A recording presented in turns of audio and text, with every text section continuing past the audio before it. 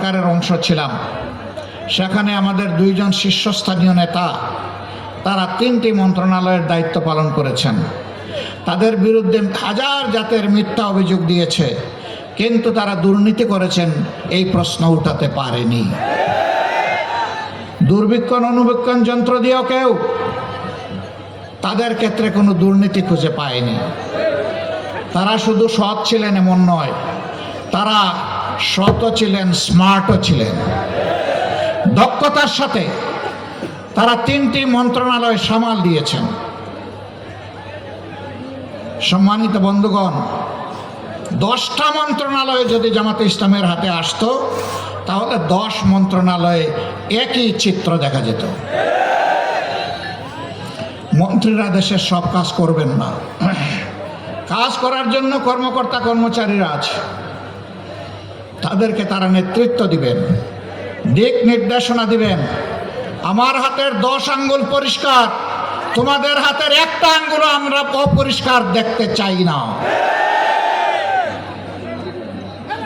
পাশাপাশি এই রাষ্ট্রের অগ্রগতি উন্নয়নে, শৃঙ্খলা বিধানে যারা কর্মকর্তা কর্মচারী হিসেবে দায়িত্ব পালন করবে তাদেরকেও সম্মানের জায়গা নিশ্চিত করে দিতে হবে, তাদেরকেও সম্মানজনক বেতন ভাতা দিতে হবে, যাতে এই সম্মানজনক বেতন ভাতায় তারা সন্তুষ্ট হয়ে তাদের সমস্ত যোগ্যতা উজাড় করে দেশের জন্য কাজ করে।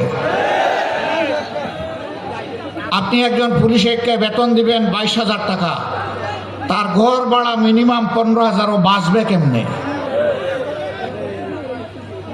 কর্মচারী কর্মকর্তাদেরকে তাহলে রাষ্ট্রই বাধ্য করছে দুর্নীতি করতে। আমরা এমন একটি দেশ করতে চাই যাদেরকে সম্মানজনকভাবে সকল পেশায়, সকল শ্রেণীতে ইনশাআল্লাহ পুনর্বাসিত করা হবে।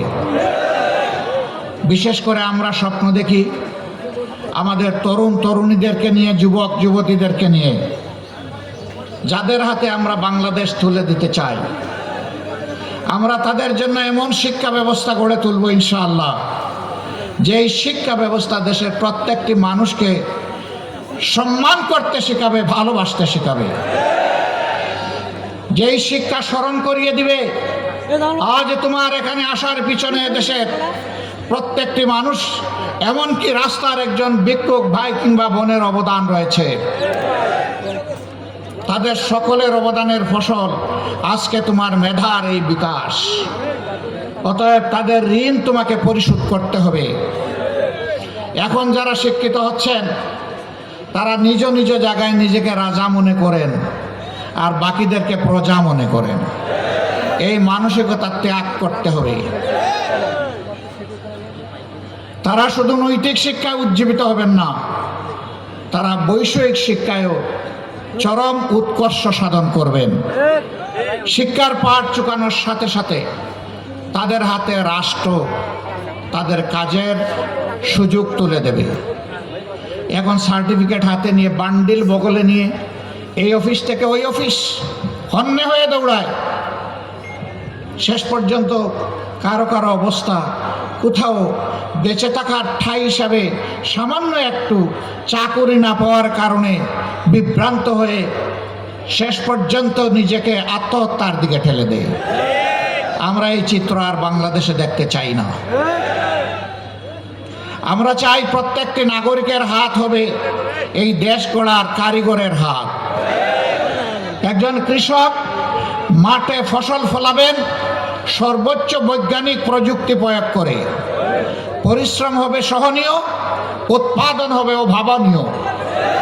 আবার উৎপাদিত দ্রব্য তার মার্কেট প্রাইস নিশ্চিত করে কৃষককে উৎসাহিত করতে হবে। যে সমস্ত কৃষি পণ্য তৈরির পর, উৎপাদনের পর নষ্ট হয়ে যাওয়ার, পচে যাওয়ার আশঙ্কা থাকে, জায়গায় জায়গায় সেখানে কৃষি পণ্য সংরক্ষণাগার গড়ে তুলতে হবে এবং রাষ্ট্রকে তার পূর্ণ সহযোগিতা দিতে হবে, পৃষ্ঠপোষকতা করতে হবে। আমাদের মায়েরা, আমাদের বোনেরা, আমাদের মেয়েরা একই শিক্ষায় তারা শিক্ষিত হবে, তাদের হাতগুলো দক্ষ কারিগরের হাত হিসাবে গড়ে তোলা হবে। যারা কর্মক্ষেত্রে প্রবেশ করতে আগ্রহী তাদেরকে তাদের যোগ্যতার ভিত্তিতে উপযুক্ত জায়গায় কাজ তৈরি করে দেওয়া হবে। বর্তমানেও তারা কাজ করেন।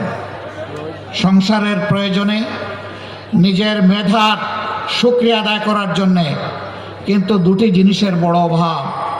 তাদের জন্য সামাজিক কোনো নিরাপত্তা বলয় গত 54 বছরে সরকারগুলো দিতে পারে নাই।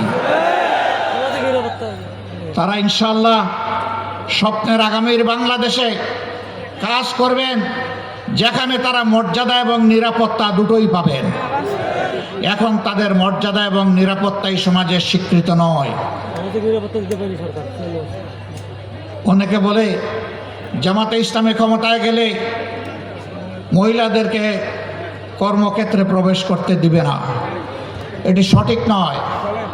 আল্লাহ রসুল সাল্লাল্লাহু আলাইহি সাল্লাম জীবনের সবচেয়ে কঠিন কাজ যুদ্ধে, সেখানেও নিজ স্ত্রীগণ এবং মহিলাদেরকে সুযোগ করে দিয়েছিলেন যুদ্ধ করার জন্যে।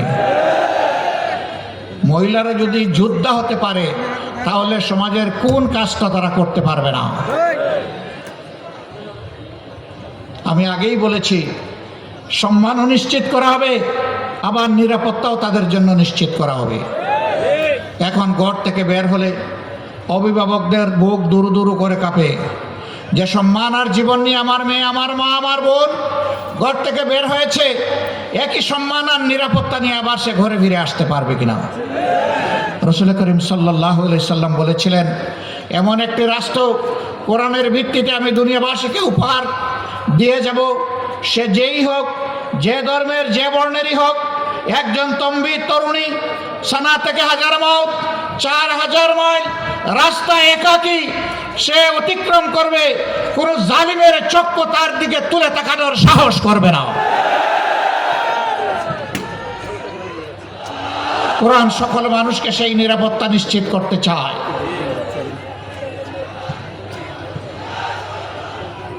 লালমনিরহাট জেলার সম্মানিত ভাই বোনেরা,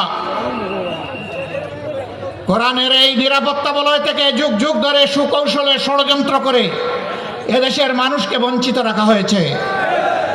এখন মানুষ জেগে উঠেছে। আজকে এখানে বসা অবস্থায় সনাতন ধর্মের একজন ভাই আমাকে একটা স্লিপ দিলেন। তিনি অনুরোধ করলেন, আপনি একটু বলবেন সনাতন ধর্মাবলম্বী আমরা যারা আছি তাদের জন্য যেন নিরাপত্তা আইন পাশ করা হয়। আমি আমার ভাইকে নিশ্চয়তা দিচ্ছি, কথায় নয় কাজে আমরা প্রমাণ করব, নিরাপত্তা সবাইকে দেওয়া হবে ইনশাআল্লাহ। আমাদের অতীত এবং বর্তমান কার্যকলাপ পর্যবেক্ষণ করুন। বিপদে আপনি আপনার পাশে আমাদেরকে পেয়েছেন, পাচ্ছেন, এবং আমরা আপনাদেরকে ওয়ারেন্টি দিচ্ছি, পাবেন ইনশাআল্লাহ। 5 তারিখের এই পরিবর্তনের পর একজন বন্ধু বলে গেছেন, আমরা পাশে দাঁড়িয়ে একজন চৌকিদার হিসেবে এই জাতির জন্য কাজ করেছি। আমরা আমাদের সহকর্মীদেরকে বলেছিলাম, জাতীয় জীবনের এই কঠিন মুহূর্তে আমাদেরকে কঠিন দায়িত্ব পালন করতে হবে। জানি ভারী বর্ষা, এও জানি কঠিন রোদ, এও জানি মশামাছি এবং পোকামাকড়ের উপদ্রব, এই কিছুকেই পাত্তা দেওয়া যাবে না।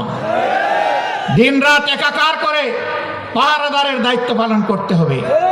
টানা 15 দিন আমরা জনগণের পাশে ছিলাম। আমরা যেমন মসজিদ পাহারা দিয়েছি, মন্দিরও পাহারা দিয়েছি, মঠও পাহারা দিয়েছি, আমরা চার্চও পাহারা দিয়েছি। কিন্তু আগামীতে এমন একটি দেশ চাই, কোনো প্রতিষ্ঠান পাহারা দেওয়ার প্রয়োজন হবে না।